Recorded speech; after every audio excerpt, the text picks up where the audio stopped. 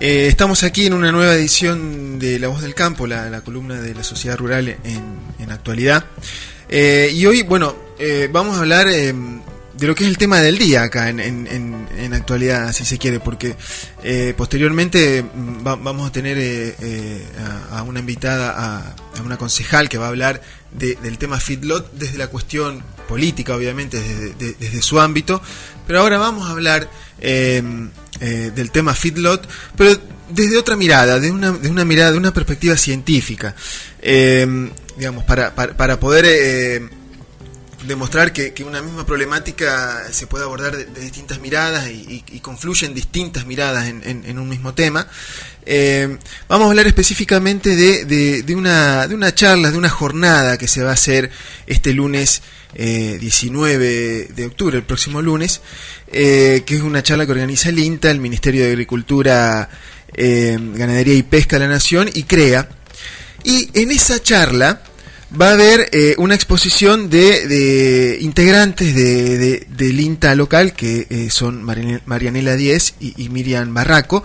Y bueno, específicamente hoy vamos a hablar con Marianela Díez, quien es ingeniera en Recursos Naturales y Medio Ambiente, que también realizó una maestría en Producción Agropecuaria y que actualmente se desempeña en el INTA, trabajando específicamente en lo que es la gestión ambiental de sistemas ganaderos y la gestión ambiental en feedlot.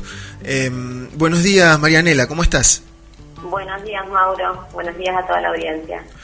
Bueno, Marianela, te llamamos específicamente porque estamos interesados en esta jornada que se va a llevar a cabo el próximo lunes, y quisiéramos que nos cuente, además de los distintos temas y las cosas que se van a hablar, porque no es solamente la experiencia de General Villegas, sino que hay otras muchas, que nos comentes, en primer lugar, que nos des un detalle de lo que se va a hablar en esta jornada, pero también que nos comentes específicamente qué fue lo que se hizo aquí en esta región con el feedlot.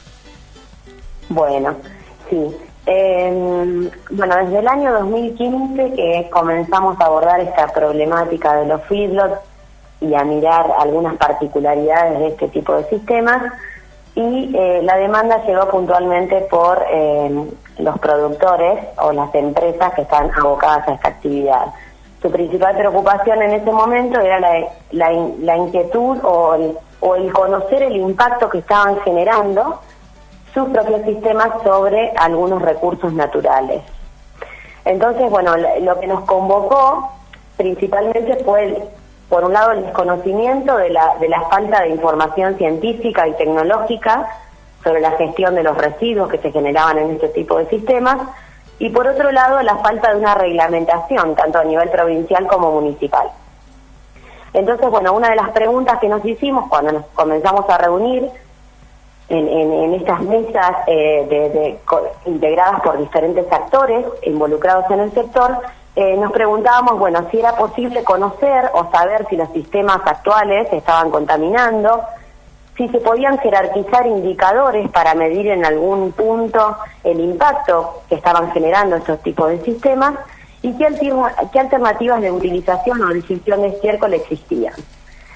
Así comenzamos a también visitar establecimientos y ver y analizar y evaluar y pensar estrategias in situ en el lugar.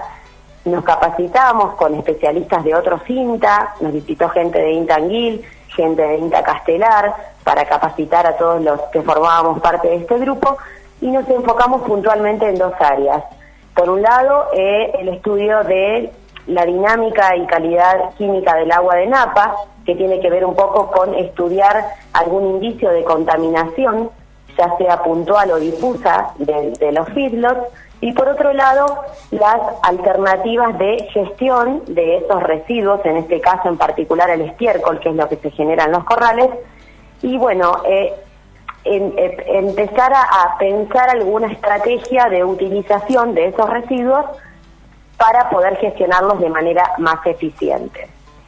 Con todo esto previo, se forma el GAF, lo que actualmente las siglas indican Gestión Ambiental en Feedlot, que tiene como 3 componentes claves. Por un lado, la parte de experimentación, bien de investigación, son ensayos que realizamos en campo de productores, con rigor científico y metodológico, con una información muy útil para el sector, información que se publica y se presenta en congresos, en publicaciones científicas. Por otro lado, la parte de extensión, que es las experiencias que se realizan en campo de productores a nivel de lote. Y por otro lado, un componente de comunicación muy fuerte, que tiene que ver con el desarrollo de jornadas, de puntos de encuentro, de seminarios, de presentación de toda esta información dentro del grupo y para el sector, en realidad. Bien. En el 2018 realizamos en la zona nuestra primera jornada de gestión ambiental en feedlot. En 2019 tuvimos la segunda jornada de gestión ambiental.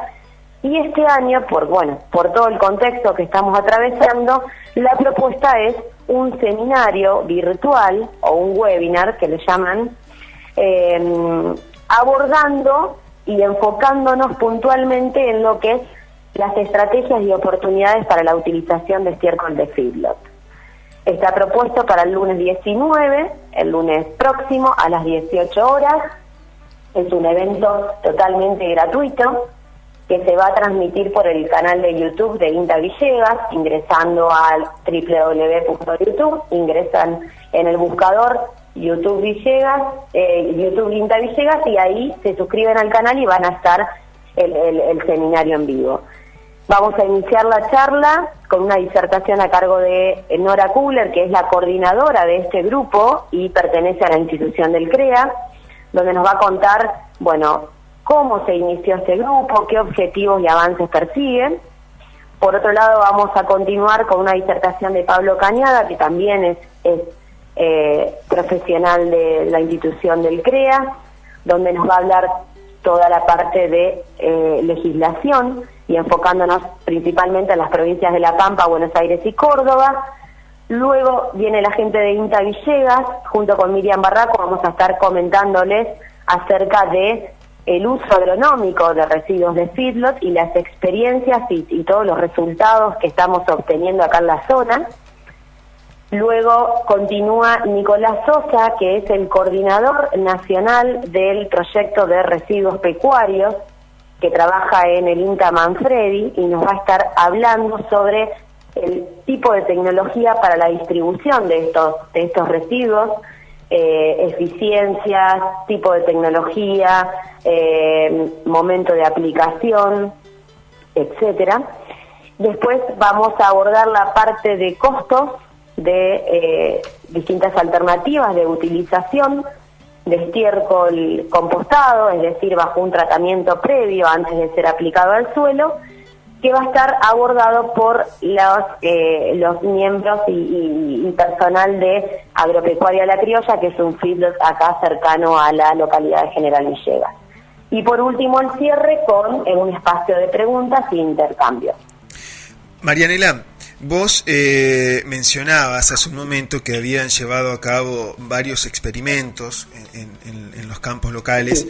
Sí. Yo quisiera saber bien en qué consistían esos experimentos de la forma más llana posible, digamos. No estoy pidiendo que seas demasiado técnica. Y en segundo lugar, ¿qué conclusiones sacaron? Digamos, ¿qué impacto ambiental había? En realidad la propuesta nuestra de lo que es la parte de gestión de residuos es la utilización de ese residuo como fertilizante orgánico, es decir, el estiércol que se genera en los corrales, una vez que se extrae de los corrales, se estabiliza un cierto tiempo y por sus particularidades y por su composición nutricional es un recurso que puede ser utilizado como un fertilizante orgánico y ser aplicado al suelo para los cultivos, para la producción de los cultivos, y a su vez para lograr mantener o incrementar la fertilidad física de los suelos. Entonces, por esa particularidad y ese gran valor que tienen este tipo de residuos que se generan en estos sistemas, la propuesta nuestra es el uso agronómico, es decir, utilizarlos bajo estos fines de fertilizante orgánico, aplicarlo al suelo en una determinada dosis, con un análisis previo de su composición nutricional, es decir, vemos qué es lo que tiene, de qué está compuesto, qué nutrientes predominan en ese producto, y ahí definimos la dosis en función a lo que requiere el cultivo y a los nutrientes que ya tenga el suelo. Y ahí lo que evaluamos es, bueno, en qué momento lo aplicamos, sobre qué cultivos y qué respuesta obtenemos en el cultivo. Es decir, si incrementamos la producción de forraje, si incrementamos la producción de grano, y además, una vez que se cosecha ese cultivo que recibió una cierta dosis de estiércol, vemos qué respuesta tenemos en el suelo. Es decir, qué variables en el suelo cambiaron, qué se incrementó, qué se redujo, y para poder evaluar en sí, año a año, qué efecto acumulado tenemos de la utilización, digamos, de este tipo de fertilizantes.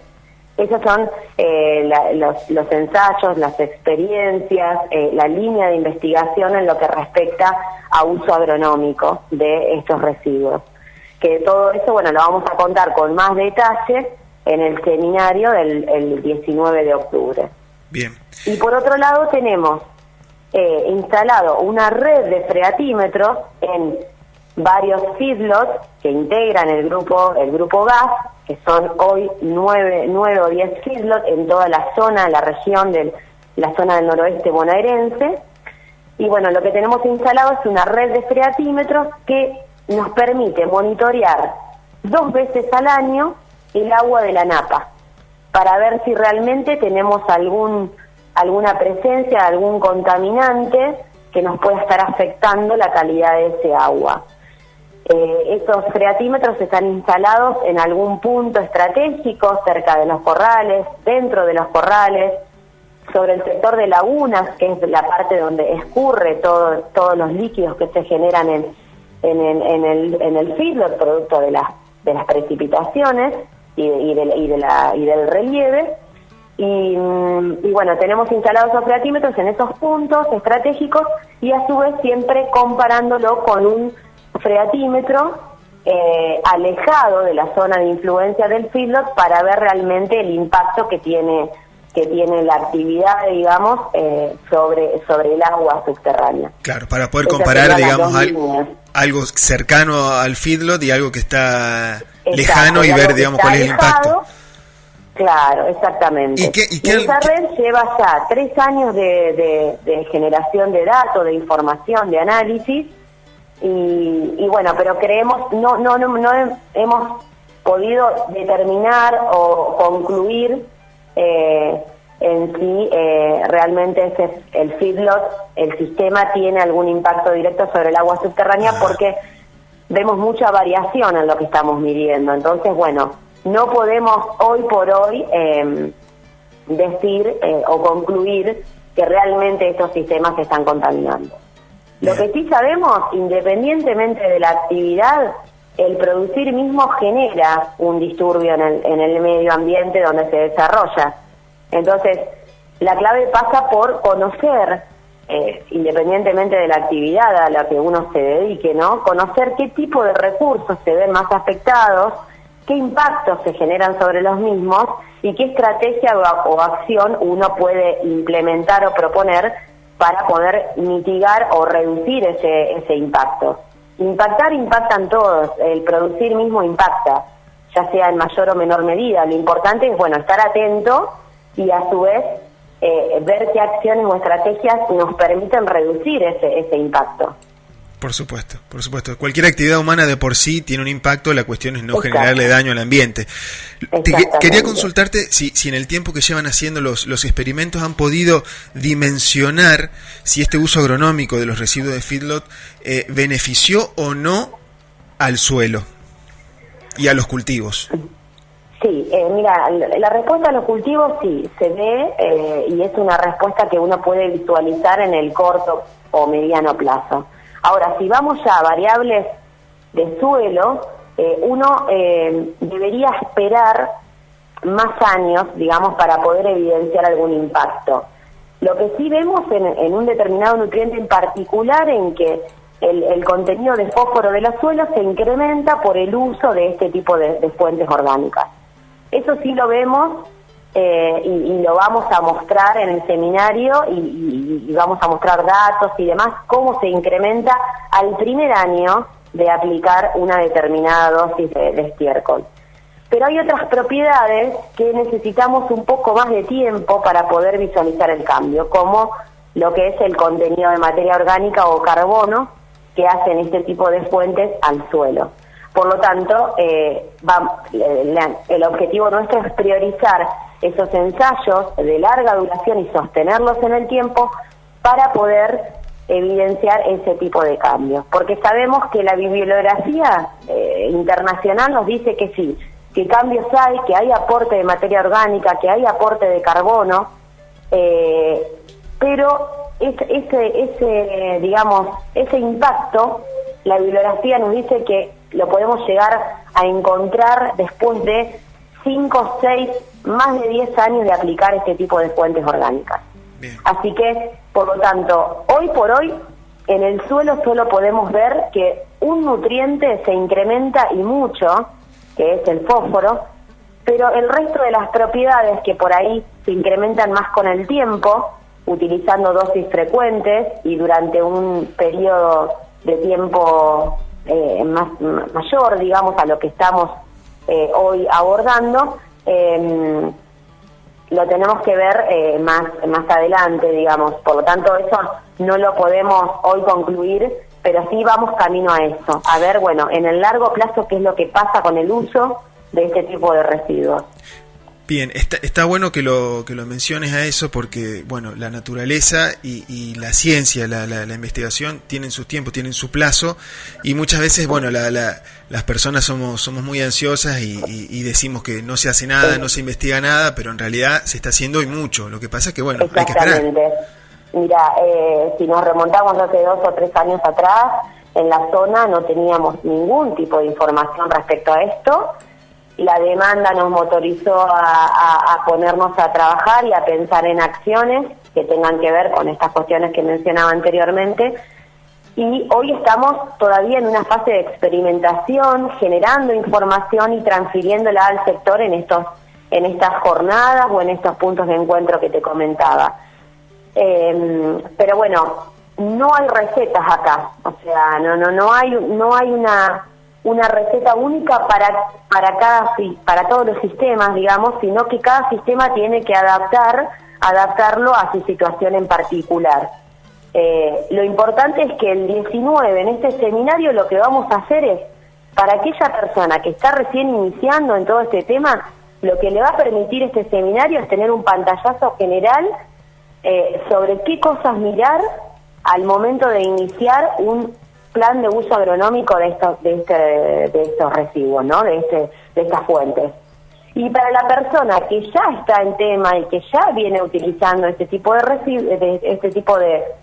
productos con fuentes orgánicas, lo que le va a permitir es ver, bueno, qué cosas monitorear a largo plazo, qué cosas sabemos que hay que prestar atención, porque hay propiedades del suelo que también se incrementan y que en el largo plazo serían un problema, como es el contenido de sales, el contenido de sodio, la conductividad eléctrica del suelo.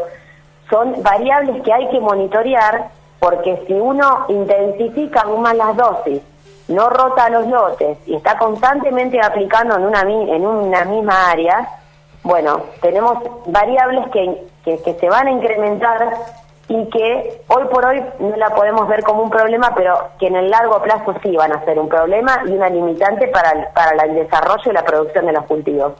Entonces, es interesante en ese sentido. Para aquel que está arrancando, bueno, le va a permitir tener un pantallazo de lo que es la tecnología en cuanto a maquinaria, lo que hay hoy en el mercado para poder aplicar este tipo de fuentes. En lo que es el uso agronómico, bueno, la tecnología de procesos en sí, qué mirar, qué es lo que nos dice la legislación en algunas determinadas provincias y qué costo tiene, como para ponerle un número a todo esto. Y para aquel que ya está en tema, bueno, ver esas cuestiones que te digo, qué propiedades del suelo tenemos que prestar atención y en qué determinados valores representa una alerta. Perfecto. Bueno, Marianela, te agradecemos mucho por tu tiempo. Reiteramos la invitación para el webinario que es Estrategias y Oportunidades para la Utilización de Estiércol de feedlot, el lunes 19 de 18 a 20:30 horas, por el canal de YouTube del INTA Villegas, como mencionaste vos. Exactamente, bueno, así es. Muchísimas gracias. No, gracias a vos por el espacio.